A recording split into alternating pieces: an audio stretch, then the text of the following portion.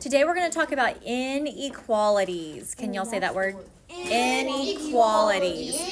What do you think an inequality is? I think it's like the letter of like the alphabet stands for a number.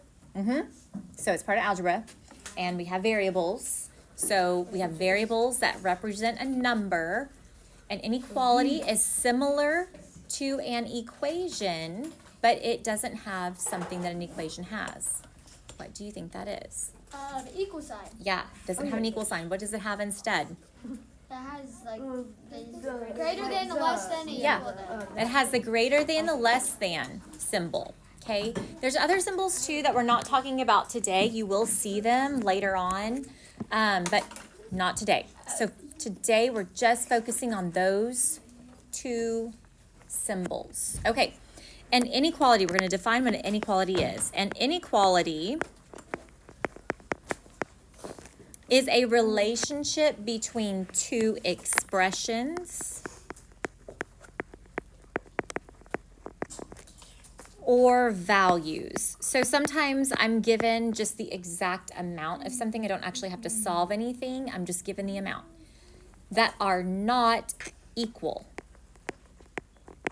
to each other.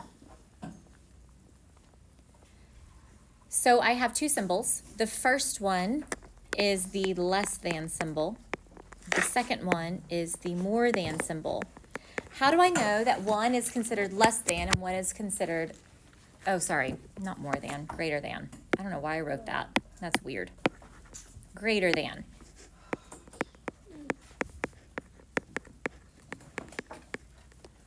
Okay, how do I know which one's which?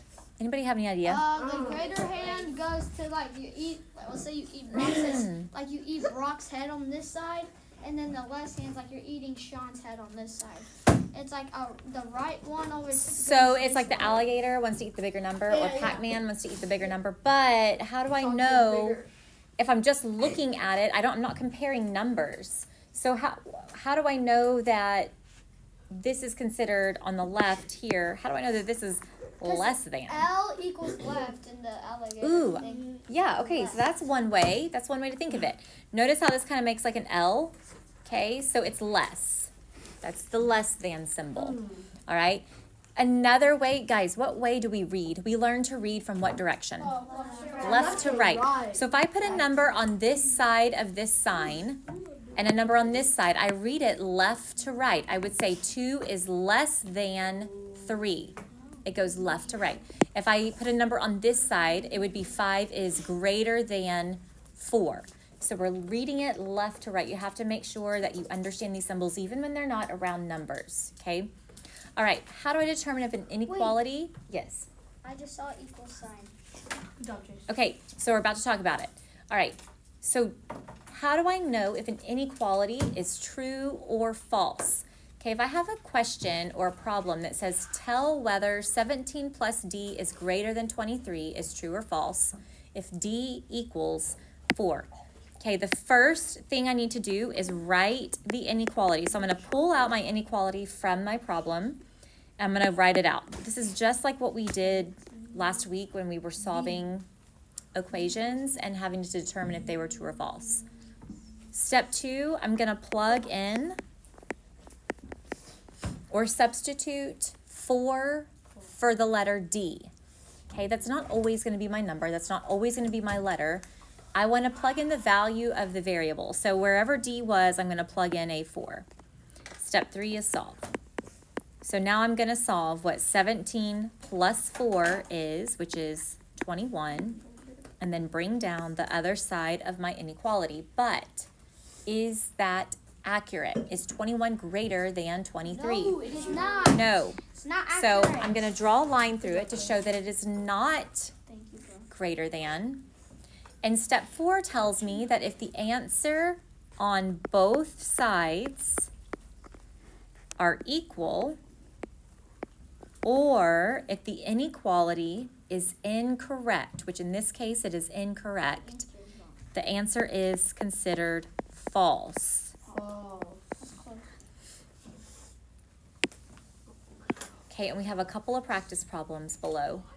The first one means 42 what? Divided by 6. W, right, and I'm going to plug in 6. So I'm going to rewrite this as 42, because this is step 1, write the inequality. Divided by, oh, this is step 2, plugging in. 6. Yeah. Less than 8. Now I'm going to solve. So what is 42 divided by 6? 7. Is 7 less than 8?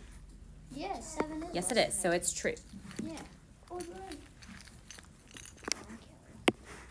And then for number 2, since I have 8 and a variable right next to each other, 8p, what do I do? What operation? Yeah, multiplication. So I'm going to plug in what I know.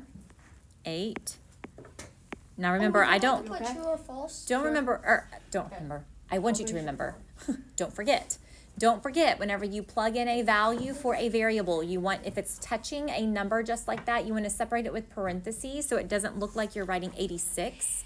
You can see that it's actually showing 8 times 6. Okay, less than 50. And we're going to continue to solve that left side. I'm going to pretend like there's a wall right here.